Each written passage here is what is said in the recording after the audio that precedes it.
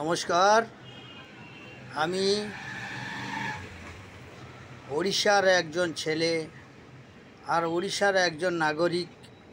ওই জন্যে আমি বলছি একটা জিনিস, মমতা দিদিকে, যে আমাদের পশ্চিম বাংলার মুখ্যমন্ত্রী আছেন, তিনি পশ্চিম বাংলার মুখ্যমন্ত্রী আছেন, তিনি যে কাজগুলো করছেন না, ও কাজগুলো আগামী দিনের ওনার ভবিষ্যৎকে নিয়ে ভালো না।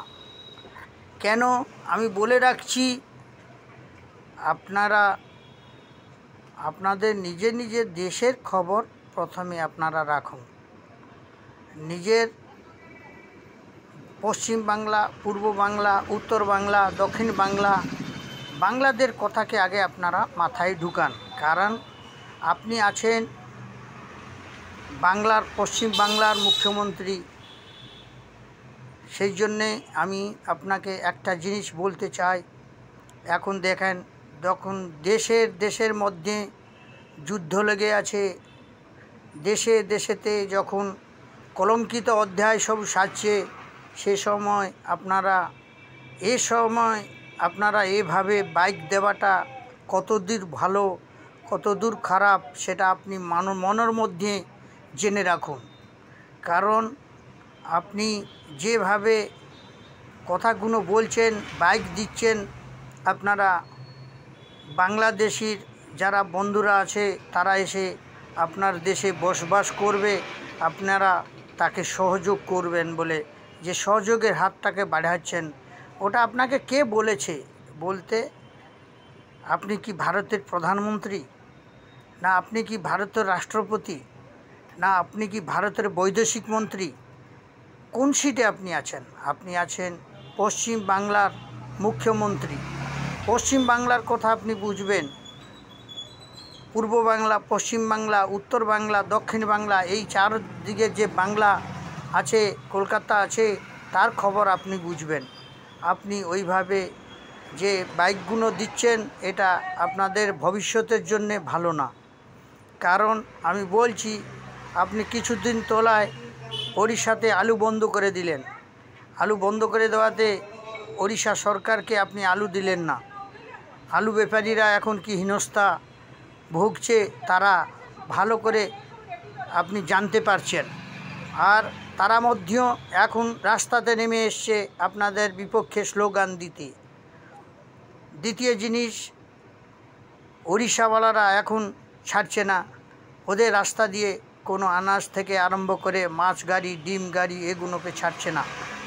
বিশাল দামে বেড়ে যাচ্ছে কলকাতাতে ডিম, মাছ আর আনাজের রেট। তারা সব লোকেরাই হয়রানি ভুগছে।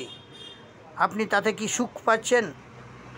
এ একটা জিনিস। আর একটা জিনিস বলবো, আপনি যেটা করছেন নিজেদের দেশের স্বার্থের জন্যে করেন, তাতে আপনি চিরস্মরণীয় হয়ে লোকের সামনে থাকবেন, জনতাদের কাছে থাকবেন। আর আপনি যেগুলো বাইক দিচ্ছেন, ওই বাইকে কোনো লাভ নেই। কারণ লোকেরা, আপনি জানেন, ওড়িশাতে নবীন পটনায়ক সরকার 25 বছর চলছিল, তাকে লোকেরাও ধ্বংস করে দিয়েছে, তার গাদিকেও ছাড়িয়ে নিয়েছে। সেইভাবে আপনি জানেন, জ্যোতি বসু সরকার আপনাদের কলকাতাতে 25 বছর শাসন করেছিল, তাকেও লোক ছাড়িয়ে এনে আপনাদের হাতে দিয়েছে। তেন আপনাকে আমি একটা নিবেদন করতে চাই, মমতা দিদি, আমাদের প্রিয় মুখ্যমন্ত্রী, কলকাতার, পশ্চিম বাংলার